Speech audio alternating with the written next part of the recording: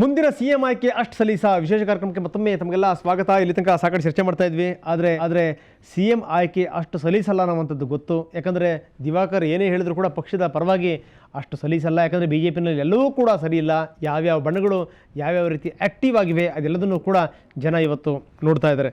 ಬನ್ನಿ, ನಾನು ಮತ್ತಷ್ಟು ಚರ್ಚೆ ಮಾಡ್ತೀನಿ ಜಯಚಂದ್ರ ಅವರಿಂದಲೇ. ಜಯಚಂದ್ರ ಅವರೇ, ನಾನು ನಿಮಗೊಂದು ನೇರವಾಗಿ ಪ್ರಶ್ನೆ ಕೇಳ್ತೀನಿ. ಏನು ಅಂತಂದರೆ, ಸರಿಯಾದಂಥ ಪಟ್ಟಿ ಏನಾದರೂ ಬಂದು ಬಿಟ್ಟಿದ್ದಿದ್ರೆ ಕಾಂಗ್ರೆಸ್ಸಿನ ಒಂದು ದೊಡ್ಡ ಹಿಂಡು ದಂಡನೆ ಅದರಲ್ಲಿ ಇರ್ತಾ ಇತ್ತು ಅನ್ನುವಂಥದ್ದು ಒಂದು.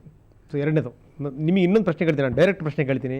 ಏನಂದರೆ ನಿಮ್ಮ ಕ್ಷೇತ್ರದ ಸುತ್ತಮುತ್ತಲೂ ಕೂಡ ಸಾಕಷ್ಟು ಗಣಿಗಳು, ನಿಮಗೇನಾದ್ರೂ ಆ ಧೂಳುಗಳು ಅಂಟ್ಕೊಂಡಿದೆಯಾ ಅಂತ? ನನಗಂತೂ ಆ ಧೂಳು ಇವತ್ತಲ್ಲ, ನಾನು ಲಾಯರ್ ಆಗಿದ್ದಾಗಲಿಂದಲೂ ಕೂಡ ನನ್ನ ಕ್ಷೇತ್ರ ಸುತ್ತಮುತ್ತ ಎಲ್ಲ ಪೂರ್ತಿ ಮೈನಿಂಗ್ ಏರಿಯಾಸೇ. ಧೂಳು ಅಂಟಿಸ್ಕೊಂಡೇ ಇರೋ ಯಾರ ರಾಜಕಾರಣಿ ಇದ್ರೆ ನಾನು ಒಪ್ಪಿದ್ದೇನೆ. ಅದೇನೋ ಮೊದಲಿಂದಲೂ ನನಗೆ ಅದು ಬಂದಿಲ್ಲ. ಅದು ನಮ್ಮ ಹೊಲ, ನಮ್ಮ ತೋಟದ ಪಕ್ಕದಲ್ಲಿರೋ ಕೂಡ ಇವತ್ತು ಮೈನ್ಸ್ ಇರ್ತಕ್ಕಂಥದ್ದು. ನಾವು ಆ ದಂಧೆಗೆ ಇಳಿದವರಲ್ಲ. ಸರಿ, ನಿಮ್ಮ ಪಟ್ಟಿ ಬಗ್ಗೆ ಮಾತ್ರ ನಾನು ಒಂದೇ ಹೇಳ್ತೀನಿ. ನನಗೆ ಯಾರೇ ರಾಜಕಾರಣ, ನಾನು 34 ವರ್ಷ ಆಯ್ತು ನಾನು ಶಾಸಕನಾಗಿ. ಹೇಳ್ತೀನಿ. ಅಲ್ಲಲ್ಲ, ನೀವು ಒಬ್ಬೊಬ್ಬ ರಾಜಕಾರಣಕ್ಕೆ ಬರಬೇಕಾದಾಗ ಪ್ರಾರಂಭದಲ್ಲಿ ಬರೀ ಕೈಲಿ ಬಂದವರು ಇವತ್ತು 100 ಕೋಟಿ 200 ಕೋಟಿ 300 ಕೋಟಿ ಡಿಕ್ಲೇರ್ ಮಾಡ್ತಾರೆ. ಅದರಿಂದಲೇ ಗೊತ್ತಾಗುತ್ತೆ ಏನೇನು ಅಂತ. ಯಾರ್ಯಾರು ಮಾಡಿದ್ದಾರೆ ಅವ್ರಿಗಾದ್ರೂ ಕೂಡ ಶಿಕ್ಷೆ ಆದರೆ ನನ್ನಂತಾನೆ ತೃಪ್ತಿ. ಪಕ್ಷ ಭೇದ ಮರೆಯಲೇಬೇಕು ಈ ವಿಚಾರದಲ್ಲಿ. ಭ್ರಷ್ಟರು ಎಂದಿದ್ರು ಭ್ರಷ್ಟರನ್ನೇ. ಇವತ್ತು ರಾಜಕಾರಣದಲ್ಲಿ ಯಾರು ಈ ಕಾರ್ಪೊರೇಟ್ ನಲ್ಲಿ ಇರ್ತಕ್ಕಂಥವ್ರು ವ್ಯಾಪಾರಿಗಳು ಬಂದು ಇವತ್ತು ಅಧಿಕಾರವನ್ನು ಮಾಡ್ತಾ ಇದ್ದಾರಲ್ಲ, ಅವರಿಗೆ ಶಿಕ್ಷೆ ಆಗಬೇಕದು. ಯಾರೇ ಆಗಲಿ ಅವ್ರು, ಇವತ್ತೊಂದು ಪ್ರಶ್ನೆ, ರಾಜಕಾರಣ ಶಾಶ್ವತ ಅಲ್ಲ. ನಾವು ಹೋಗ್ಬೋದು, ಈ ರೀತಿಯಾಗಿ ಕಾರ್ಪೊರೇಟ್ ಕಲ್ಚರ್ಗಳು ಇವತ್ತೆಲ್ಲ ಬಂದ್ಬಿಡ್ತಾರೆ ರಾಜಕಾರಣದಲ್ಲಿ.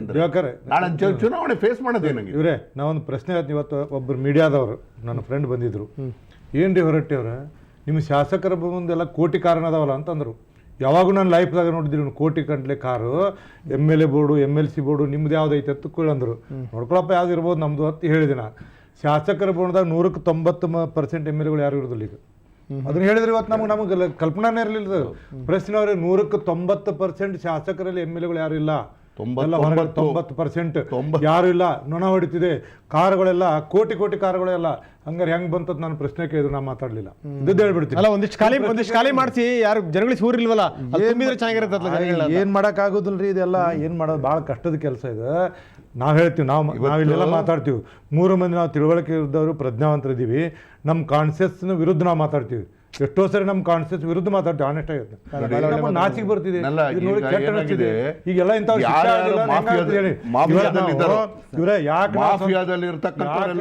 ಇವತ್ತು ಅಧಿಕಾರದಲ್ಲಿದ್ದಾರೆ. ಅಲ್ಲಿ ನಿಮ್ಗೆ ಅದನ್ನ ಬಿಟ್ಟು ಬೇರೆ ಇಲ್ಲ. ಸಜ್ಜನರು ನಡೆಯಂಗಿಲ್ಲ.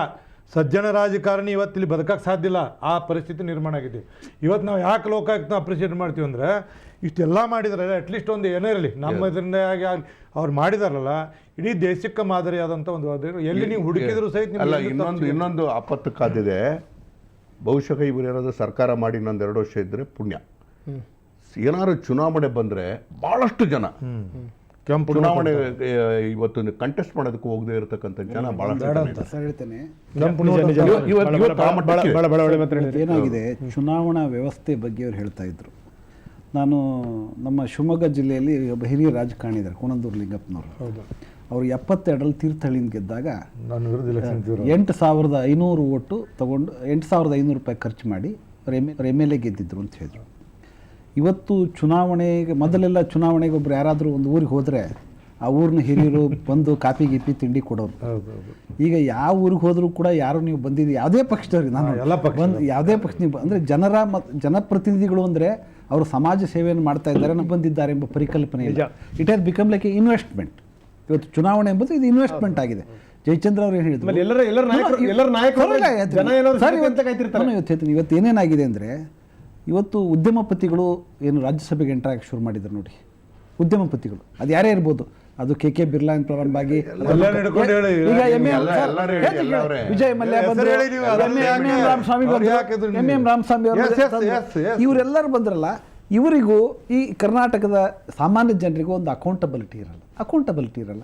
ಹಾಗಾಗಿ ಆ ಪಾರ್ಲಿಮೆಂಟಲ್ಲಿ ಇರ್ತಕ್ಕಂಥ ಜನಪ್ರತಿನಿಧಿಗಳು ಅಂಬರು they are representing some interest. ಇವತ್ತು ರಾಹುಲ್ ಬಜಾಜ್ ಇದ್ದಾರೆ, is A biggest industrialist.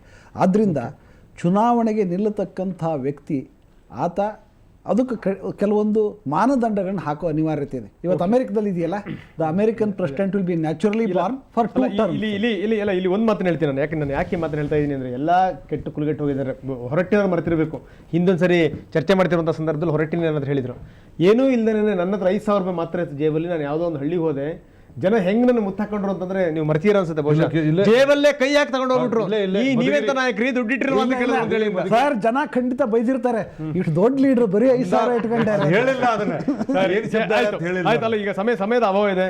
Diwakar, ಇನ್ನೂ ಈ ತರದ ದೊಂಬರಾಟಗಳು, ಈ ತರದ ಗೊಂದಲಗಳು, ಈ ತರದ ಹುಚ್ಚಾಟಗಳು ಎಷ್ಟು ದಿವಸ ಮುಂದುವರಿಸ್ತೀರಾ ಸರ್? ಹೇಳ್ಬಿಡಿ ನೇರವಾಗಿ.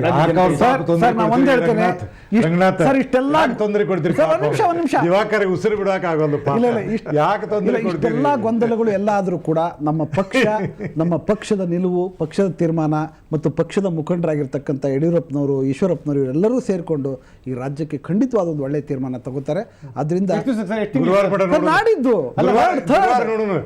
3ನೇ ತಾರೀಕು ನೀವು ನೋಡಿ, ಸರ್ವಸಮ್ಮತವಾದಂತ ಅಭ್ಯರ್ಥಿ ಆಯ್ಕೆ ಮಾಡಿ ಎಲ್ಲಾ ಲೀಡರ್ಗಳ ಕೈ ಎತ್ತೋ ಫೋಟೋ ನೀವೇ ತೋರಿಸ್ತೀರಿ. ಬಸವರಾಜ ಬೊಮ್ಮಾಯಿ ಒಂದು ಮಾತು ಹೇಳ್ಬಿಟ್ರು, ಏನಂತಂದ್ರೆ ಅವ್ರೇನೋ ಈ ವರ್ಷ ಅಂತ ಹೇಳಿದ್ರ ಬದಲು 3 ವರ್ಷದ ಹೇಳ್ಬಿಟ್ಟಿದ್ರು ಕತೆ ಈ ಇಸ್ವಿನ.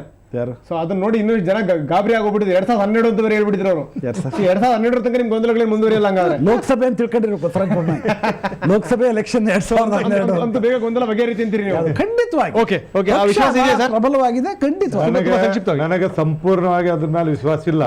ಸಂಪೂರ್ಣವಾಗಿ ಯಾವ್ದಾರ 2 ಪಾರ್ಟಿ ಒಳಗೆ ಒಂದು ಪಾರ್ಟಿ ನೆಲಕ್ಕೆ ಹಚ್ಚಿದ್ರೆ ಅವ್ರು ಹೇಳ್ದಂಗೆ ಆಗ್ಬೋದು. ಯಾವ ಪಾರ್ಟಿನೇ ಯಡಿಯೂರಪ್ಪರ ಪಾರ್ಟಿ, ಈಶ್ವರಪ್ಪರ ಪಾರ್ಟಿ, ಯಾವ್ದ್ರಾಗ ಒಂದು ನಂಬರ್ ಬಾಳ ತಿನ್ನಾದ್ರೆ ಅವಾಗ ಏನಾದ್ರು ಇವ್ರು ಹೇಳ್ದಂಗೆ ಆಗೋದಿಲ್ಲ. ನಿಮಗೆ ಅನಿಸ್ತಾ ಇದೆ ಕುರ್ಚಿ ಯಾರಿಗೆ ಬರ್ತಾರೆ ಅಂತಕ್ಕಂಥದ್ದು ಅದು ಬಿಜೆಪಿ ಆಂತರಿಕವಾಗಿರ್ತಕ್ಕ ಅಲ್ಲ, ಆಂತರಿಕ ನಮ್ಗೆ ಸಂಬಂಧಪಟ್ಟಿದ್ರಿ ರಾಜ್ಯಕ್ಕೆ. ಆದ್ರೂ ಕೂಡ ಆಂತರಿಕವಾಗಿರ್ತಕ್ಕ ವಿಚಾರ ಯಾರು ನಾಯಕರು ಮಾಡ್ತಾರೆ. ಆದ್ರೆ ಒಂದು ಮಾತ್ರ, ಯಾವುದೋ ರೀತಿಯಲ್ಲೂ ಕೂಡ ಲೋಕಾಯುಕ್ತ ವರದಿ ಅಂತಕ್ಕಂಥದ್ದು ಅದು ಬಿಜೆಪಿಯ ಸರ್ಕಾರದ ಒಂದು ಕೂಸು.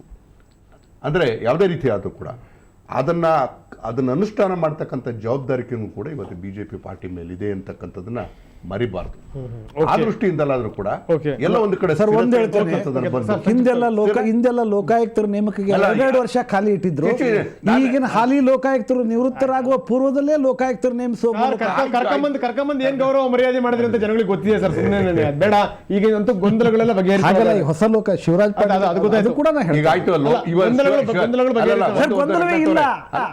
ಶಿವರಾಜ್ ಪಾಟೀಲ್ ಅವರು ಗೊಂದಲವೇ ಇಲ್ಲ. ಕೊಟ್ಟಿರ್ತಕ್ಕಂಥ ಲೋಕಾಯುಕ್ತ ವರದಿ ಇದೆಯಲ್ಲ, ಸಂಪೂರ್ಣ ಅಲ್ಲ. ಇನ್ನೂ ಕೂಡ ಶಿವರಾಜ್ ಪಾಟೀಲ್ ಅವರು ಅದನ್ನ ಪ್ರೋಬ್ ಮಾಡಬೇಕಾಗ್ತದೆ, ಅದನ್ನ ಪರ್ಸ್ಯೂ ಮಾಡಬೇಕಾಗುತ್ತೆ ಅನ್ನೋದು ಕೂಡ ನಮ್ದು. ಬಸವರಾಜ ಹೊರಟ್ಟಿ ಅವರು ಇಲ್ಲಿ ತನಕ ಸಾಕಷ್ಟು ಮಾತಾಡಿದ್ರಿ. ತಮ್ಮಿಬ್ಬರಿಗೂ ಕೂಡ ಧನ್ಯವಾದಗಳು. ಅದೇ ರೀತಿ ದಿವಾಕರ್ ಅವರು ತಾವು ಕೂಡ ಸಾಕಷ್ಟು ಮಾತಾಡಿದ್ರೆ ನಮಗೂ ಕೂಡ ಧನ್ಯವಾದಗಳು. Thank you. ಅಂತೂ ದಿವಾಕರ್ ಅವರು ಹೇಳೋ ಪ್ರಕಾರ ಏನು ಅಂತಂದರೆ, ಇಲ್ಲಿ ನಮ್ಮಲ್ಲಿ ಗೊಂದಲವೇ ಇಲ್ಲ ಅನ್ನುವಂಥದ್ದು ಜನ ಬಹಳ ಆಶ್ಚರ್ಯಪಟ್ಟು ನೋಡ್ತಾ ಇದ್ದಾರೆ. ಯಾಕಂದರೆ ಗೊಂದಲನೇ ಇಲ್ಲ ಅನ್ನೋದಾದ್ರೆ ಇನ್ನೇನಾದರೂ ಅಲ್ಲಿ ಅಲ್ಪ ಸ್ವಲ್ಪ ಗೊಂದಲ ಅನ್ನೋದು ಬಂದುಬಿಟ್ರೆ ಯಾವ ಪ್ರಮಾಣಕ್ಕೆ ಇರಬೇಕು ಅದು ಅನ್ನುವಂಥದ್ದು. ಏನೇ ಆಗಲಿ ರಾಜ್ಯದ ಹಿತದೃಷ್ಟಿಯಿಂದ ಆದಷ್ಟು ಬೇಗ ಇವ್ರ ಸಮಸ್ಯೆಗಳನ್ನೆಲ್ಲ ಪಕ್ಕಕ್ಕೆ ಇಟ್ಕೊಂಡು ಎರಡೂ ಒಂದಾಗಿ ಆ ಬಣಗಳು ಆದಷ್ಟು ಬೇಗ ಒಂದಷ್ಟು ಜನರ ಸಮಸ್ಯೆಗಳಿಗೆ ಸ್ಪಂದಿಸಲಿ. ಯಾಕಂದರೆ ರಾಜ್ಯದ ಜನತೆ ಇವತ್ತು ಬಹಳ ಕಷ್ಟದಲ್ಲಿದ್ದಾರೆ. ಕೆಲವೊಂದು ಕಡೆಗೆ ನೆರೆ ಹಾವಳಿ ಇದೆ, ಇನ್ನೊಂದು ಕಡೆಗೆ ರೈತರು ಬಿತ್ತಬೇಕು ಅಂತಂದ್ರೆ ಅವರಿಗೆ ಬೀಜ ಗೊಬ್ಬರ ಸಿಗ್ತಾ ಇಲ್ಲ, ಬರ ಇನ್ನೊಂದು ಕಡೆಗೆ ತಾಂಡವಾಡ್ತಾ ಇದೆ. ಇಂಥ ಸಂದರ್ಭದಲ್ಲಿ ರಾಜಕಾರಣಿಗಳು ತಮ್ಮ ಹುಚ್ಚಾಟವನ್ನು ಮೆರಿತಾ ಇದ್ದಾರೆ. ಜನಸಾಮಾನ್ಯರು ಎಲ್ಲದನ್ನು ನೋಡ್ತಾ ಇದ್ದಾರೆ. ಸ್ವಾಮಿ, ನೀವೇನದ್ದು ಆಡಿದ್ದೆ ಆಟ ಹೂಡಿದ್ದೆ ಲಗ್ಗೆ ಅಂದರೆ ಜನ ನಿಮಗೆ ಬುದ್ಧಿ ಕಲಿಸೋಕ್ಕೂ ಕೂಡ ಕಾಯ್ಕೊಂಡು ನಿಂತ್ಕೊಂಡಿದ್ದಾರೆ. ದಯವಿಟ್ಟು ಅಂತ ಅವಕಾಶನ ಅವರಿಗೆ ಆದಷ್ಟು ಬೇಗ ಕೊಡಬೇಡಿ. ನೀವು ನಿಮ್ಮ ಜವಾಬ್ದಾರಿ ಏನಿದೆ ಅದನ್ನು ಮರಿದನೆ ನೀವು ಆ ಜವಾಬ್ದಾರಿನ ನಿಭಾಯಿಸ್ರಿ ಅಂತ ಹೇಳ್ತಾ ವಿಶೇಷ ಕಾರ್ಯಕ್ರಮ ಮುಗಿಸ್ತಾ ಇದ್ದೀನಿ. ನಮಸ್ಕಾರ.